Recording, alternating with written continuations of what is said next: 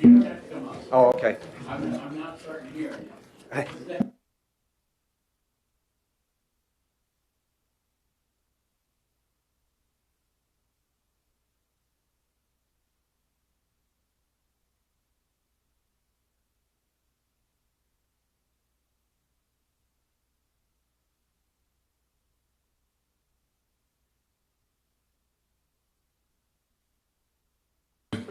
All right, with that, we will call the Senate Finance Committee meeting to order.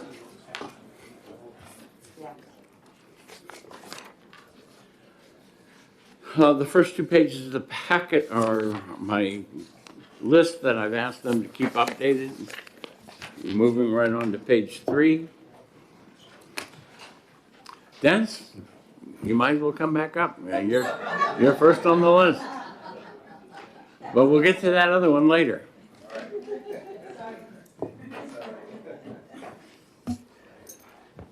Okay, I know that you've requested not to have the back of the budget cuts.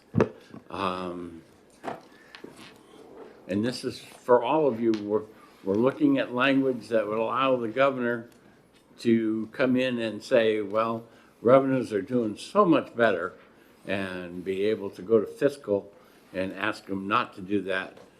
But just speaking for myself right now, I don't see how I get that money and still have the balanced budget. And that goes for a lot of people that they'll have that same kind of request. So comments from LBA, comments from the senators. Okay, item number 2. I didn't have any problem with that. Anybody else?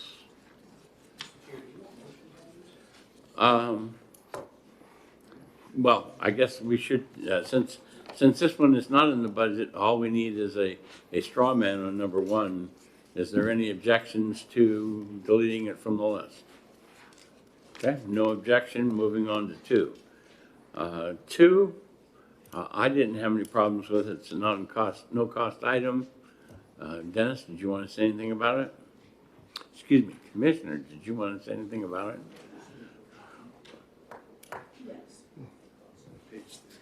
Is there anyone who objects to that item?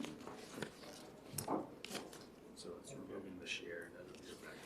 Oh, We're page 3, number 2. yeah. Okay, everybody happy with that one?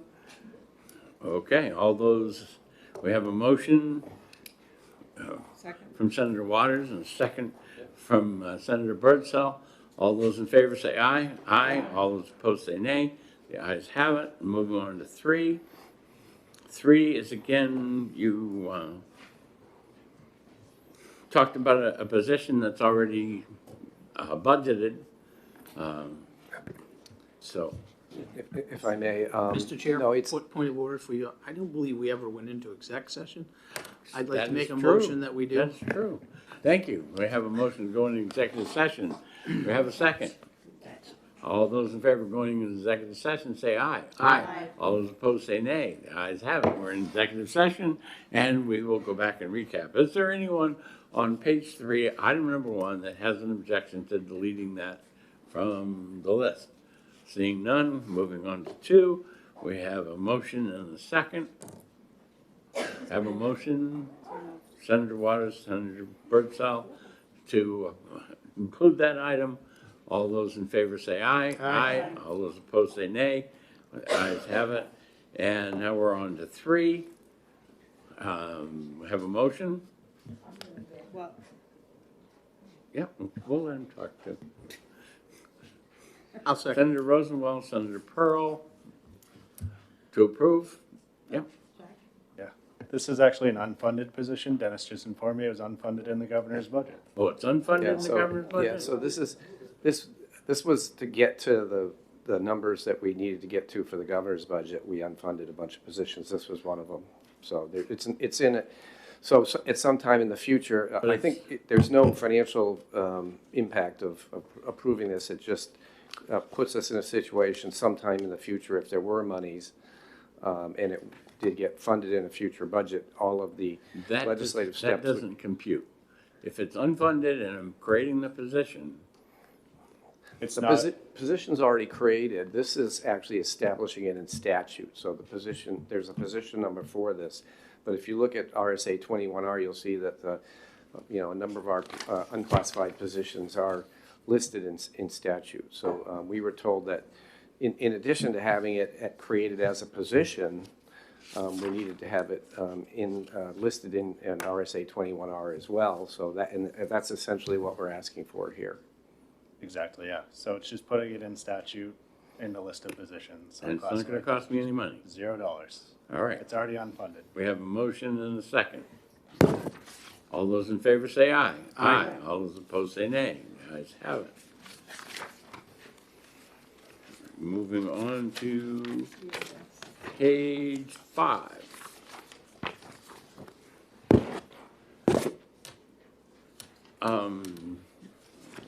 Charlie, you may want to come up for this in case there's any questions.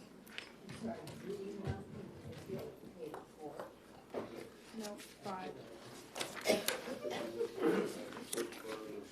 4 was the amendment that you passed, 1793 that you passed when you passed item number 3. All right. I don't see where I get the money for 7B through 7G. I don't have your list, but You mean 1 through 6? 1 through 6. 1 through 6. Oh. 1 through 6.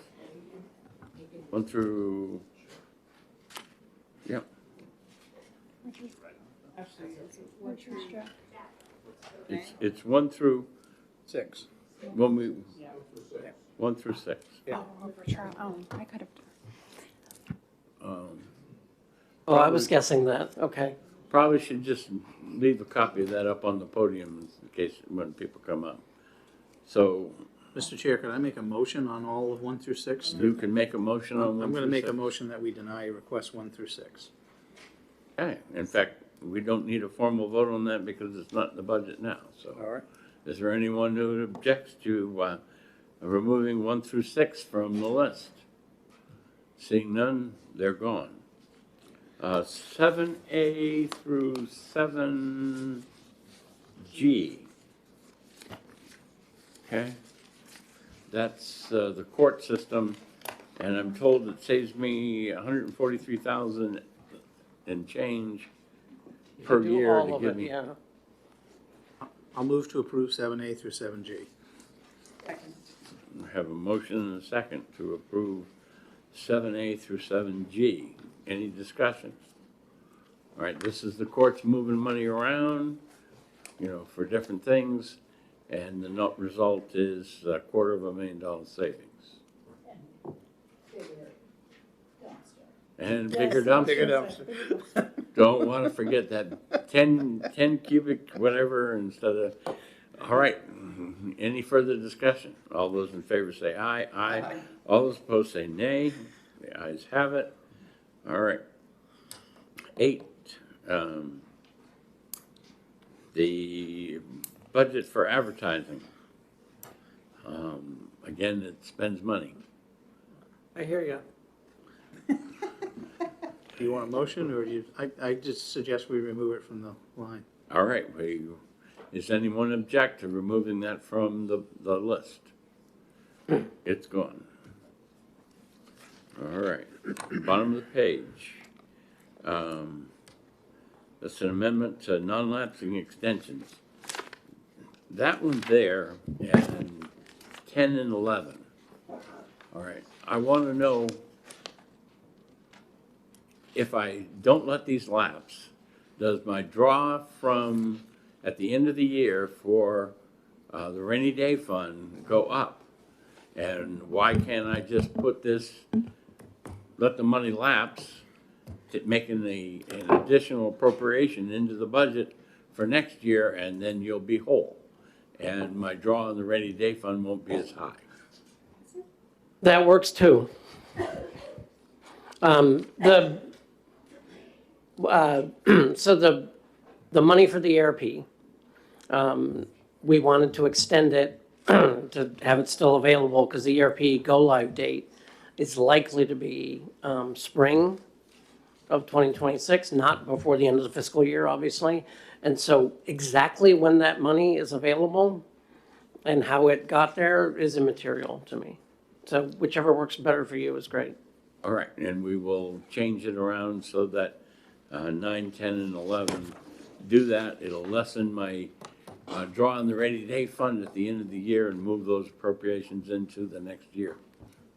Could I ask a question about the retiree health labs? How much money do you believe we should keep there and not lapse? I think what we've asked for, so today the retiree health funds don't lapse in the first year and they lapse after the second year. It happens to be that because of fairly impressive cost savings, which other people are more responsible for than I am, behind me, that's a large number. Typically, it's not meant to be a large number. What we charge and what we spend are pretty close, so it's a smallish number. But what we were hoping for is so the money we collect can only be used for retiree health, can be used for no other purpose whatsoever. But because of everything that's happening lately, and some of it is I don't want to say the uncertainty out of Washington, because that implies it's one administration or another. It's sort of ongoing in healthcare, that with everything happening and gene therapies coming online and what happens with all sorts of specialty drugs, et cetera, we think there's enormous uncertainty in healthcare generally. And so this would allow us a modest amount of flexibility in terms of the money just doesn't just lapse, and then we're designing the everything to be precisely equal in 12-month periods. Can I follow up? Yes? Is there some amount of contingency you think we shouldn't lapse in case all of a sudden there are a lot more claims for gene therapies or GLP-1s or something? So right What now, kind Weigh in of on that one buffer? first. All right, if the lapse doesn't happen until the 30th of June, and we pass the budget, okay, and it goes into effect July the 1st, it isn't going to matter, when he's got the money, because up to the 30th, he'll be able to pay it, and then he'll have new money on the 1st of July. The only risk is if we don't pass a budget. I think if I can parse the two pieces into one, because that's exactly right. Let's think of the money for the ERP. Lapses, then gets reappropriated July 1st. Absolutely. I think on retiree health, what we're talking about is not anything other than making it a non-lapsing account, just generally over time. And that's not a June, July issue. That's an ongoing issue. We have, the way we manage healthcare generally, since we went to self-insured in 03 or whenever that was, I think it was 03, is there are also surplus funds, which we report to fiscal on every 2 months. And we think of the surplus funds as sort of our, not stop loss coverage, but sort of the emergency. And there are, and fiscal can deliberate on this, and we can change the amount that has to be reserved in law. And for the most part, it's 3% right now.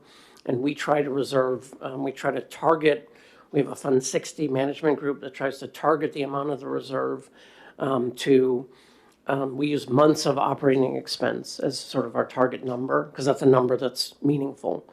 And so generally, what I would like is for retiree health to never lapse and that money to always be available. Fiscal will always see how much there is there and can at any time act on that if they think it's too much. And although if we're honest, it's not going to be too much anytime in the near future. But they can always, if they look at it and go, well, that's getting pretty big, let's lapse it, let's force lapse it or whatever, then they can always do that. All that item number 10 does is allow that flexibility. One more, if I might. Ma'am? since sometimes claims are trailing, well, often, Usually. usually, if a claim from this biennium came in August or September, would we have collected enough money to pay the claims from this biennium if we had lapsed everything that was left? And I guess that's why I'm asking if there is some kind of small reserve. We have reserves in sort of three different pots, right? The one is the regular, and if at some point Cassie looks like she has indigestion, I'll have said something wrong. But there's the regular statutory reserve that we're required statutorily to maintain. Then on an operating basis, because the way the spend happens is sort of ups and downs, there's an additional amount of money that's not required statutorily but exists, which we think of as a cash flow reserve. In addition to that, we keep what's called IBNR, incurred but not reported. And so in theory, that amount of money is meant to manage that. And in typical months and typical years, that IBNR takes care of that. If something weird were to happen, something anomalous, some sort of giant sort of pig in a python kind of thing, that would be an issue. We'd have to tap into the regular reserve. But we've lapsed every second year for the last decade, and we've managed. Okay. And there hasn't been an issue. Okay, thank you. Thank you, Mr. Chairman. So depending on the way 10 is worded, I'm guessing I would be okay if the effective date for that was not on passage, but on July the 1st. Okay, that way it does do what I'm looking for and move all that money into general funds, and then we would appropriate. Again, we'll have to come up with a number between you guys to put back in. Okay. But, I'll be watching, and if, I'll get my ruler ready if I have to do anything with that, Okay. All right. Do you want a motion, Mr. Chairman, to do No, what you those just three are said? gonna be on hold for right now. Okay, thanks. Okay, because we want them to go look at the language that we've got in here, and make sure that it's consistent with the things that we talked about today. And we're going to need to set an amount for that lapse. Or what money would have been lapsed, we're gonna need to set that so that it'd be an appropriation in the next one. All right, and that's not gonna happen today, so that'll happen later. Okay, we'll work with LBA. I was going to point over there. I got to point two places. All right, and then your last one, we have a motion to approve. And a right? second? Senator Pearl and Senator Lang, and this So that's is- not controversial at all.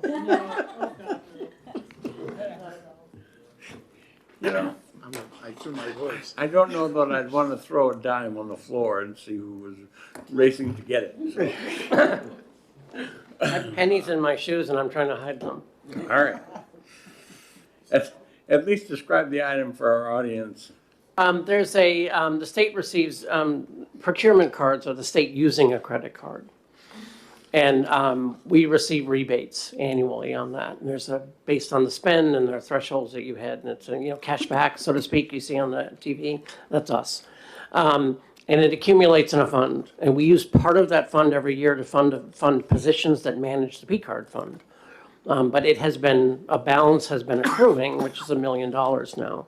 And the language would allow there to be a $25,000, not a $1.2 million accrual. And it basically says that the money that accrued as a result of rebates you're just going to take.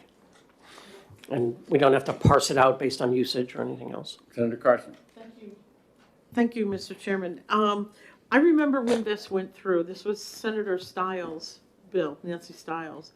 But didn't we extend it to the municipalities as well, that they could participate in the program?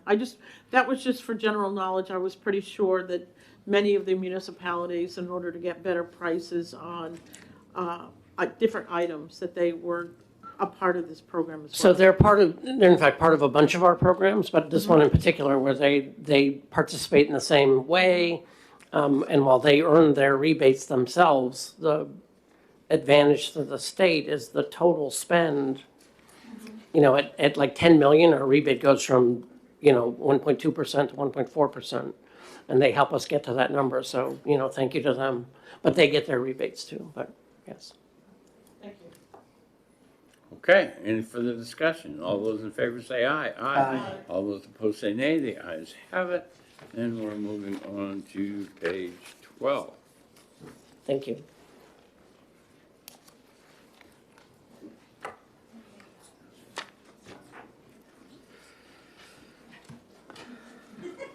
That's just in case somebody else needs a job.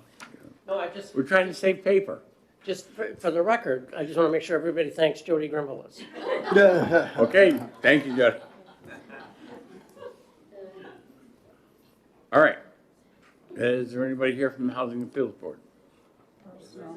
Or Personnel Appeals? Hey, It's been a long morning. we'll get to them too, I mean, all right. Commissioner Goulet, did you have a chance to look at that item that I asked you to look at before the meeting? Come on up, if you would, please.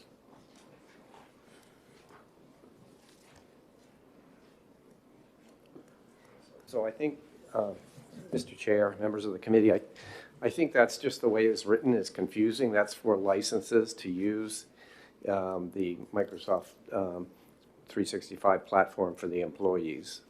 So it's not actually buying email addresses per se. So it's software licenses. But the question is that we've got so many different licenses and we've reduced a whole bunch of employees.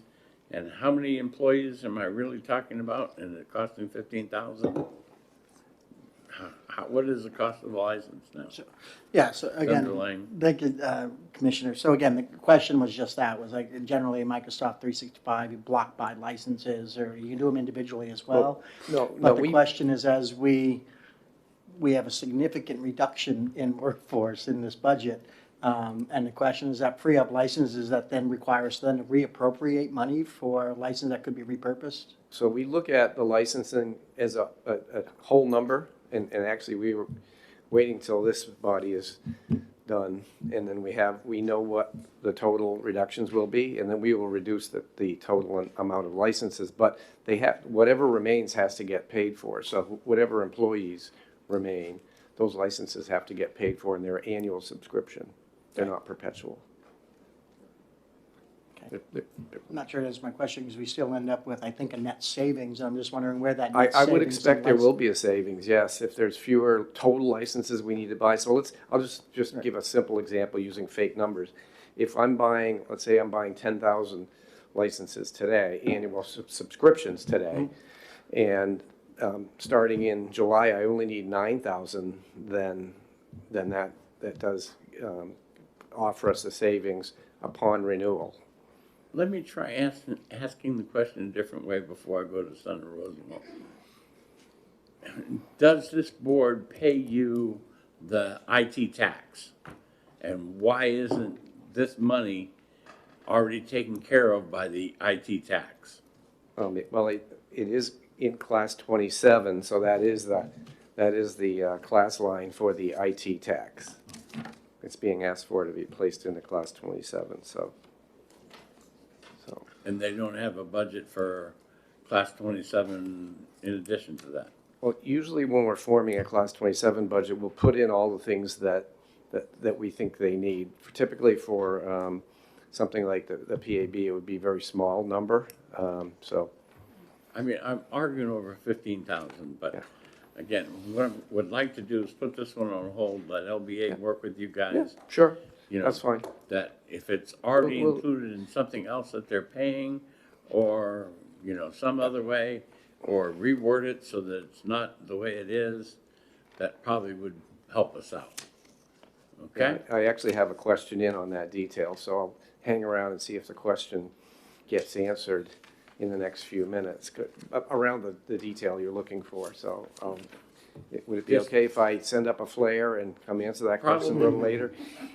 Once I move away from this item today, I'm probably not gonna come back to it today, so it'll be on the hold list so that you'll have time to work with LBA. All right, thank you. All right. Other items on there, 1 and 2. 1 and 3, we've talked about 2. So 2 is on hold, the other ones. Do I have a motion to approve those? Second? We have a motion and a second. 1 and 3. 1 and 3, excuse me, if I misspoke again. And I do say again. Okay. Comments, questions on 1 and 3? All those in favor say aye. Aye. All those opposed say nay. The ayes have it. And for anybody that's listening, we actually do go back and vote on this thing all over again at the end.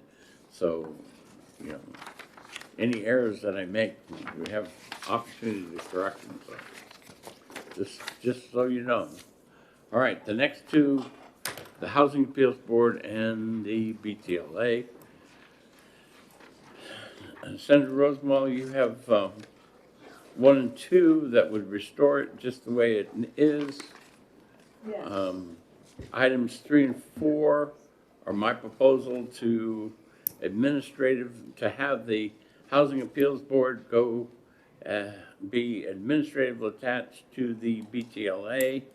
It would reduce them down 1 position, which is the position that is expired, the contract is expiring. It would make the new people that are put on there, not classified employees any longer, but serving at the pleasure, and would reduce the cost a couple of $100,000. So you can speak to yours. Thank you. I actually spoke to our former colleague, Senator Gaida, twice this morning, which was a treat. How's his wife? You can answer that one later. Yeah. He said when the Housing Appeals Board was being set up, there was discussion of attaching it to the BTLA, and that the BTLA was not in favor of that. The work they do is disparate. So it seems like with housing the number 1 issue, we should be working to hold land use zoning boards accountable. The Housing Appeals Board doesn't decide on the merits, just whether the city or town has applied its own ordinance. I also think when we're discussing your amendment, I have questions about how it interacts with the BTLA changes on page 19, or doesn't. The way I figured this would go today, if we are looking towards the amendments that I wrote, we would put these on hold also with the BTLA amendments that I wrote on hold, and then we would have time to get more reaction from them. Right now, the House position did away with both, then reinstated the BTLA, and the governor is in support of that. Having both boards still be in existence. But eventually, you've got a difference between 400 cases and 40 cases. So there are differences. And right now, I don't think that anyone out there has really had a chance to look at the amendments that I had drafted. So put on hold. I would hold 3 and 4, and I would remove 1 and 2 from the list. Okay? Senator Waters wants to speak Yeah. while you're thinking. Yeah, if I may comment, I think it's go hold, have some more time to talk with the BTLA about what the impact of this and how to work out. I would comment, though, that I think that the effort here in the Senate to restore these and not somehow have it be kicked over to the Superior Court is the wise way to go, because I just don't think that there'd be the capacity there, and because these cases would be preempted by criminal cases, I don't think, and the additional costs of someone appealing to the Superior Court, I do think it's important to preserve these, and the form in which we do it, we're gonna have more discussion of, but I think the principle here, I appreciate, Mr. Chairman. And when we look at the BTLA one, you will see that I do away with one of the judges that the Yeah. the House put in there because it was to cover some of these cases, so. Right. So you're suggesting that we reject our That amendment? 1 and 2 be taken off of the list, and that 3 and 4 we put on hold, and we'll pretty much do the similar thing when we get to the BTLA page.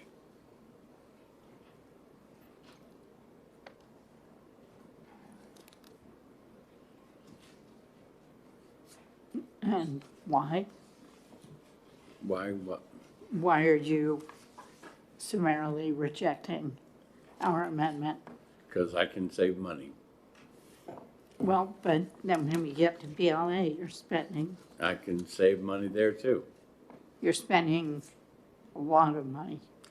BTLA, I'm actually saving, first of all, okay, for right now, then what we'll do is we'll put this whole page on hold, okay? And then we'll go to the BTLA page. Yep. So again, I think it's important just to recognize that I think the whole committee realizes that this needs to be restored. The question is the form and manner in which it's restored and how it's administered is really what we're going to be discussing. So, and I think the same is true with the BTLA and how that's managed. So I think it's appropriate to look at them combined if the idea is that we're going to combine or administratively attach these boards. But it's important to walk away with the idea we are restoring both of these in the budget. Okay, when I look at the page 19, okay, restoring them the way they were, we have the 2,000,001, the 237,000, and the 29,000. All right, restoring them, doing away with, in the BTLA, they have a position in there for an assessor. They have not been able to fill that one. And so I took away the assessor, and there is some stuff in there about the DOT transfer. Again, so the first line item goes from 2.1 million down to 1.8. The next one for the DOT transfer goes from 237 down to 216,000, and the last one is essentially unchanged. And again, that goes to taking away that position. Can I ask why Yeah, there is no cost for an additional justice? it's actually going to take money away. It's the House put in I know that, two judges, right, and I'm taking one of those judges away.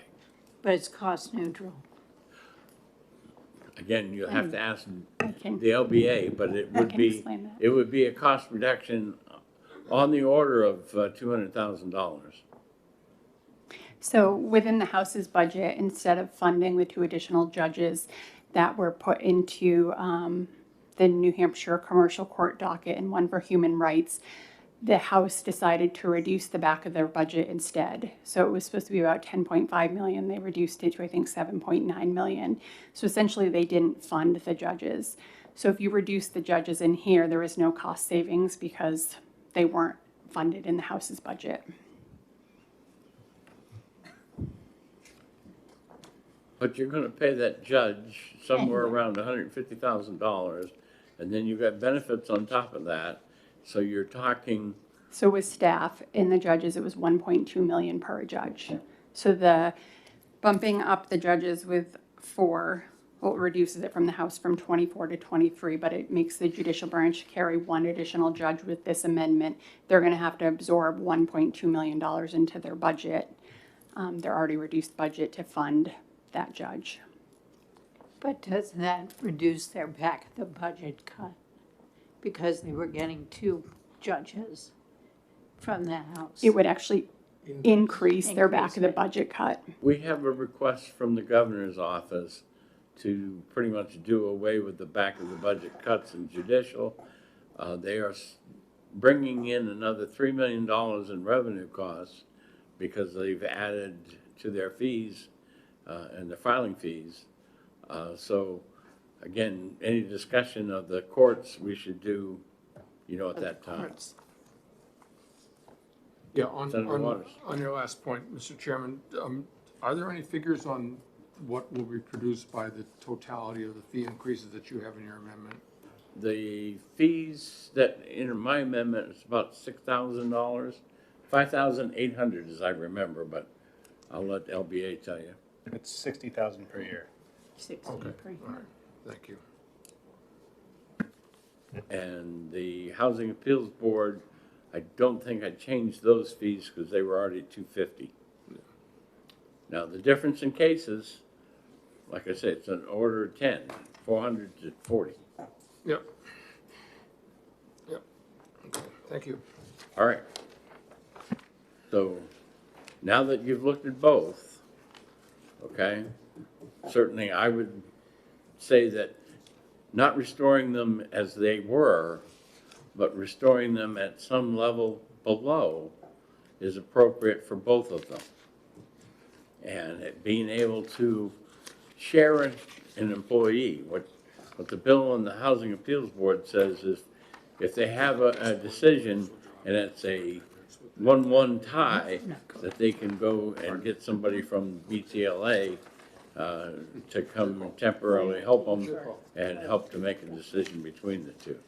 And I'm also looking at going back to the BTLA statute and saying that they can borrow from the Housing Appeals Board if they need somebody. So we're probably the first step in joining them together. Might it be worth asking those 2 boards to weigh in on your plan? Asking them to what? To weigh in on your plan. Well, we've got the Housing We have Appeals one Board of right them here, here. but he hasn't had a chance to look at the amendments, and I don't know if I see anybody from the BTLA here at the meeting today. So that's why, again, both of these, for your amendment, Senator Rosenwald, I would say we say no to those and then have the other ones here on hold for both the Housing Appeals Board and the BTLA. Because I can't support doing it without some kind of reductions.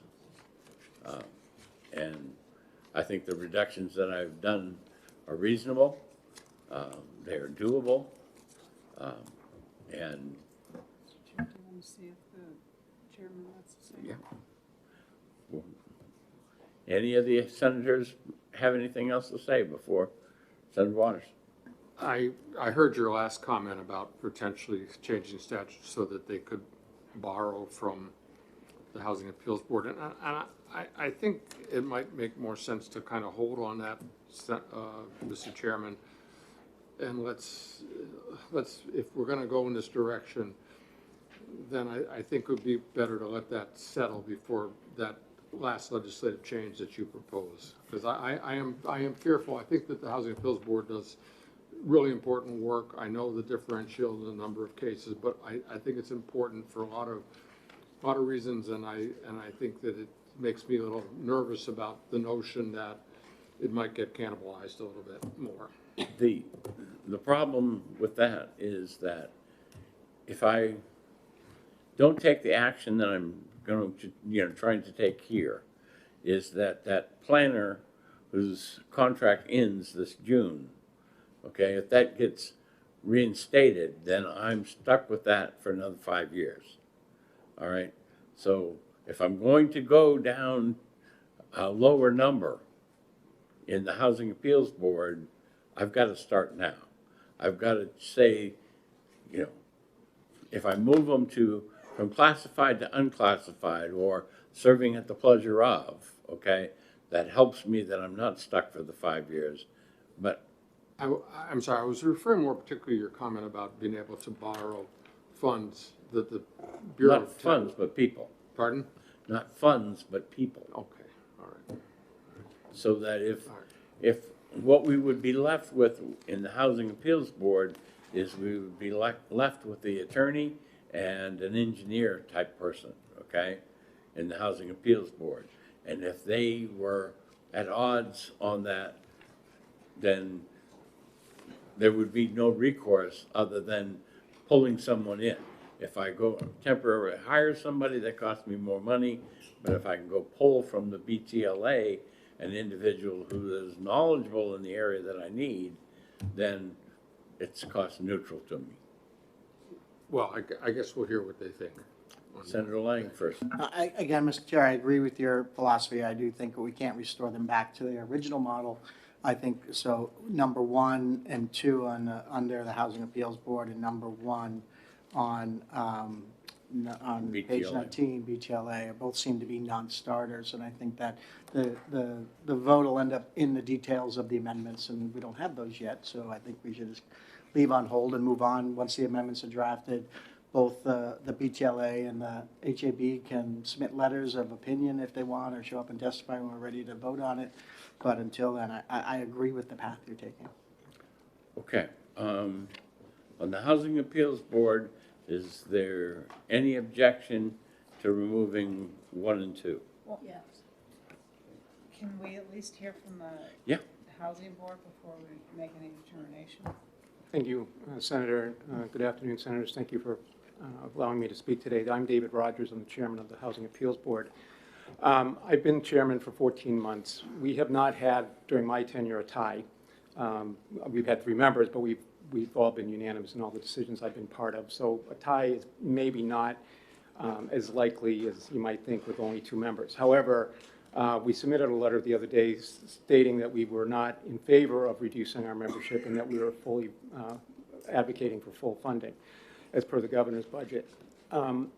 We've also discussed possible change in jurisdiction. I know there's some legislation right now seeking to add some permitting appeals to our docket, which would increase the number of cases. We're only 4 years old, a little over 4 years old. And so in that time frame compared to the BTLA, if we're comparing actual numbers, they've been around much longer. So I don't know if that would equate to an increased number down the road, but in doing our research, we have found that a number of people on the local level, potential litigants, are not aware of our existence. And so we need to do a better job of public relations and advertising ourselves. We also have conversed about initial jurisdiction over housing matters only and leaving the court system to take care of the commercial and industrial cases, and having not to shut out litigants from going to the Superior Court if they wish to, but having us be the initial hearing body for housing-related cases. Our mandate, our statute requires us to have a lawyer and a professional engineer on board, which we do have. The 3rd member currently is a planner. So we provide a level of expertise that you're not going to get with a single judge, and that's not disparaging the court system or the Judge Class, who's in the court now. But we feel that we provide a service and the benefit of it, and as much as we're a cost to the state, we're bare bones budget. It's primarily benefits, salary. We didn't establish those. Those were done by legislative edict years ago. And so we're simply trying to function within the parameters that we have. And we've explored some preliminary discussions with the BTLA about a merger. It's come upon us very quickly. We haven't really had the time to fully flesh that out and see what that looks like. Theoretically, some sort of administrative attachment merger, whatever it may be called and however it may be structured, may be workable. But to do something in the space of a month or 2 months has just proven to be problematic. And so we need to have a little more time to be able to do that. We are continuing to hold hearings and cases and issue decisions. We issued another one today. We had another 2 hearings this week. We're functioning just the same as if we were, not under the gun or on the chopping block. So I respectfully request that we be funded at the full amount. I understand postponing this or putting it on hold may be an alternative for the short term to explore some of these other options. But again, our preferred way of going forward would be to fully fund us and to let us work it out over the next biennium, this current biennium. Thank you. Questions from the senators? Senator Waters? Understanding the direction that the chair has sketched out here, is there a time period that the implementation date of what the chair is proposing could be specified as that would give you and the BTLA sufficient time? Probably not more than 6 months because we want to get some of the savings in the first year of the budget, but I don't know if that's a discussion that's worthwhile having. The time frame that you're laying out is a problem, because if I don't do it in the budget, I don't know what to do. And you kind of, to be able to do any other legislation than what we do in HB2 right now, it's not realistically going to get signed until July, August of next year. I was suggesting perhaps, January 1st, 26, so that it would still be in this budget, but give them sufficient time. So I just wanted to put that out there, Mr. Chairman. And we've, if I may, we've had some discussions of a limited amount of time to explore merger, administrative attachment with the BTLA, and 6 months was a number, the end of the year essentially was our target date. So we're not opposed to that. I don't know what a merger or association would look like necessarily, but in theory, I think it's something that we could work out if we weren't under the same kind of time constraints. Well, looking at the amendments that I wrote, okay, they still remain separated. The only time there would be a sharing of individuals is if there was that tie between the two individuals on the Housing Appeals Board. Their budgets remain separate. Yours is reduced by a position that will be unfilled at that time, and the BTLA's is reduced by a position that is vacant and has been vacant. So again, right now, what I'd like to do is either put both of them completely on hold, but because I cannot support the two that came from Senator Rosenwald, I would just as soon take the vote officially to remove those two from the list, keep the others on hold until such time as we can come to something that can be voted on. Whoop. Thank Senator you. Carson. Thank you, Mr. Chairman. I'll make that motion. Second. Okay. All those in favor say aye. Aye. All those opposed say nay. No. Okay, the ayes have it. And 1 and 2 on the Housing Appeals Board and 1 on the BTLA, and the rest of those are on hold. And that would also put the reduction of the judge on hold, because unless we act on the others, we can't get away from the judge. Just one last comment, if I may, Mr. Chairman. That Yes, sir. if we're, it seems to me the impact of delaying for 6 months to January 1st would be the cost of a half year of that position that's going to be eliminated in the Housing Appeals Board, because the one in BTLA is vacant, so that goes. But if they're given some time, it would mean that they'd have a half a year to continue as they are while they're doing the merger.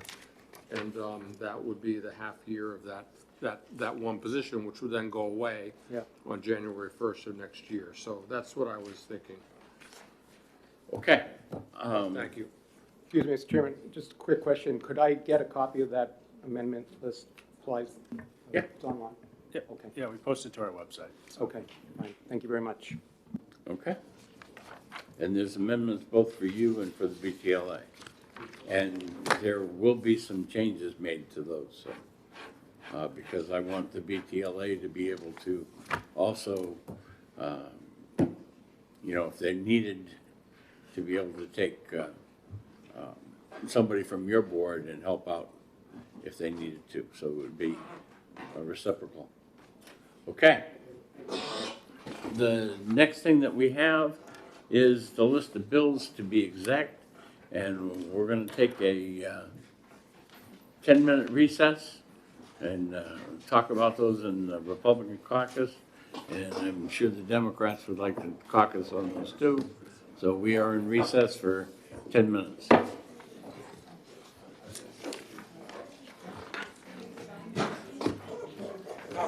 Before you go.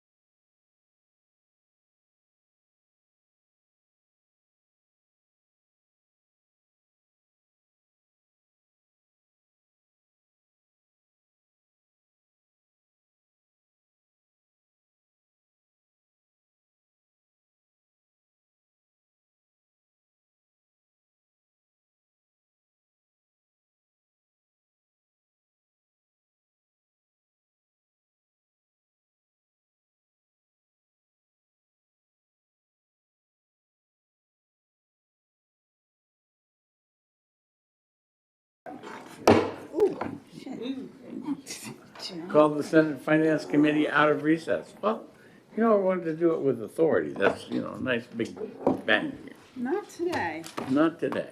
All right, I'm going to do these numerically, so 650 is going to come after 328 and before 667, okay? So 71. Do I have a motion on 71? Move to approve. I'll second. We have a motion and a second. Senator Lang OTP.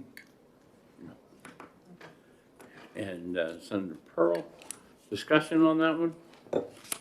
Senator Rosenbaum? Thank you.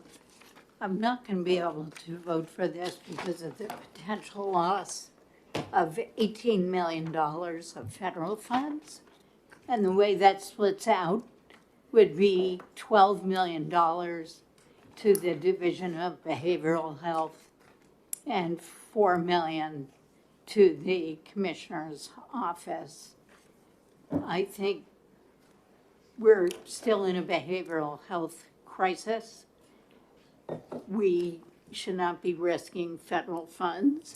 And I'll just say that for the last couple of years, I introduced a privacy bill that the Senate would not pass because it risked $10 million of federal funds. This is almost twice as much.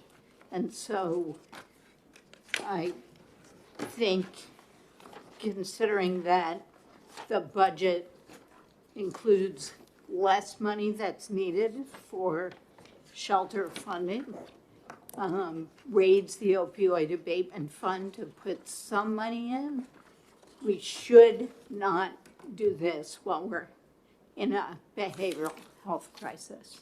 Thank you. Further discussion? Seeing none, all those in favor ought to pass, say aye. Aye. All those opposed, say nay. And Consent? 1, 2, 3, 4, 5. Do we have a objection to consent? Yes.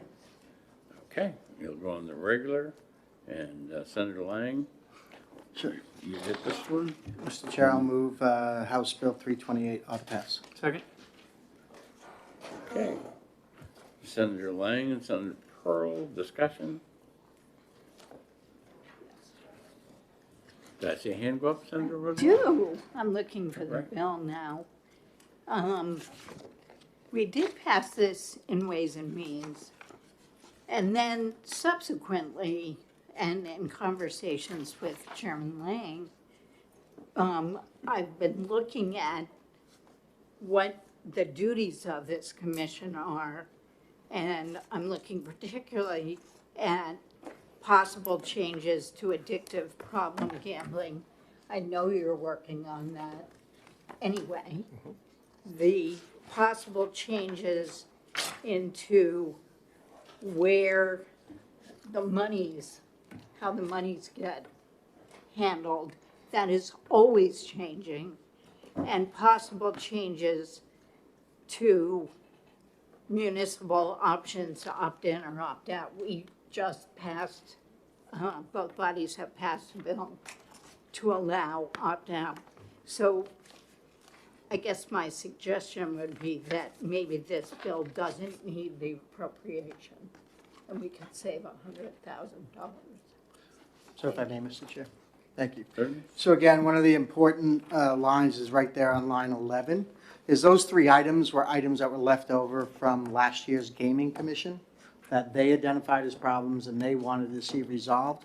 But the other piece is line 11 is the commission may, upon a majority vote of the commission, take up any such topics it deems relevant. However, it shall start with the priority of those first A, B, C. One of the things we did and had an appropriation for in the last gaming commission was we hired outside companies to do data research for us and data things. And that's what this appropriation is for, is over the biennium, if a topic is identified and we need to be able to contract out to have somebody, I'll give you an example. Miami University in Ohio has one of the preeminent problem gaming research centers in the country.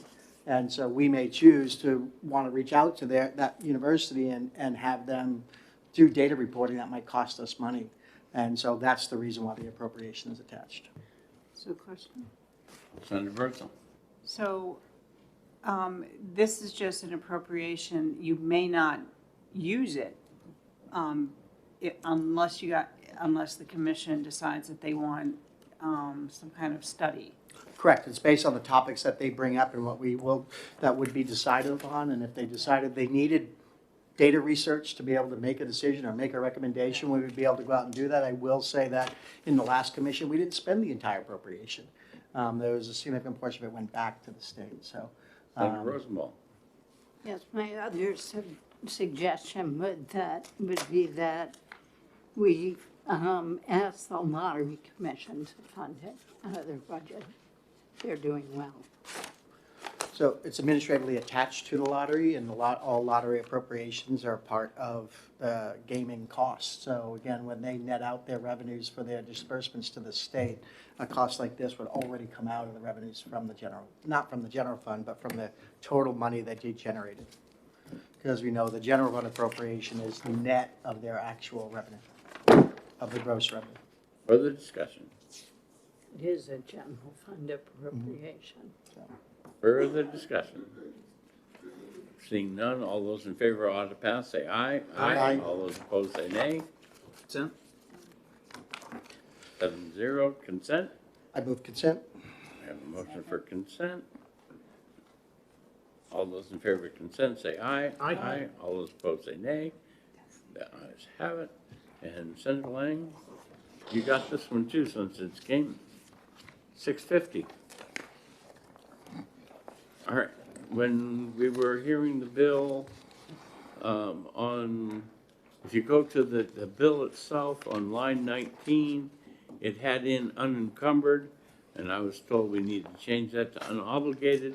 That's what the amendment does. Move So, on to pass.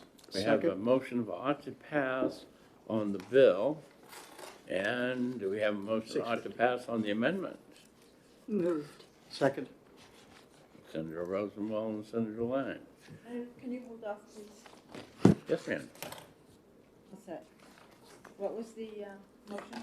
I moved on to pass. We have the motion of ought to pass from Senator Pearl, Yeah. seconded by Senator Lang. Thank you. And then on the amendment, we have a motion from Senator Rosenwald, seconded by Senator Lang. Got it? Further discussion? All those in favor say aye of the amendment. Aye.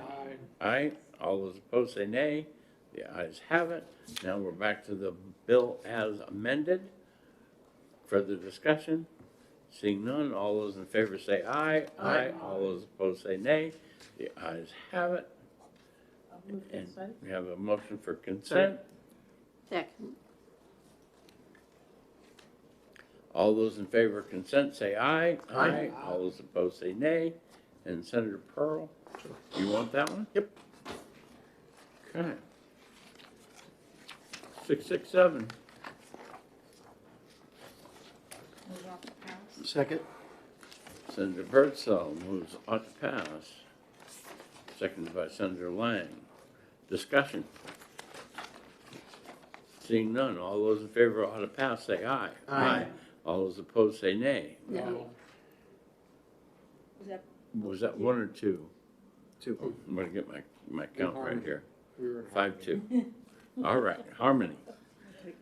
And I'm hesitant to put it on consent unless you two want. It's okay with me. Consent is all right. I guess it's. Move consent. So we have a motion for consent from Senator Pearl, seconded by Senator Birdsell. All those in favor of consent say aye. Aye. All those opposed say nay. Senator Birdsell, you got that one. All right, 690. Chair, I'll move ought to pass on 690. Senator Pearl and Senator Waters, was it? Yep. Okay, OTP.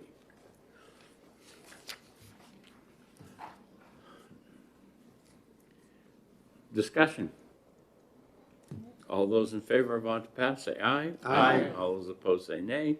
The ayes have it. Move consent. We have a motion for consent. And a second. All those in favor of consent, say aye. Aye. All those opposed, say nay. I'll take that one if you want. What What do you want, Senator Waters? Senator Waters hasn't taken one out today. So, Want to sit there silent all session, do I, Senator Marshall? Well, let me rethink this. Hold on.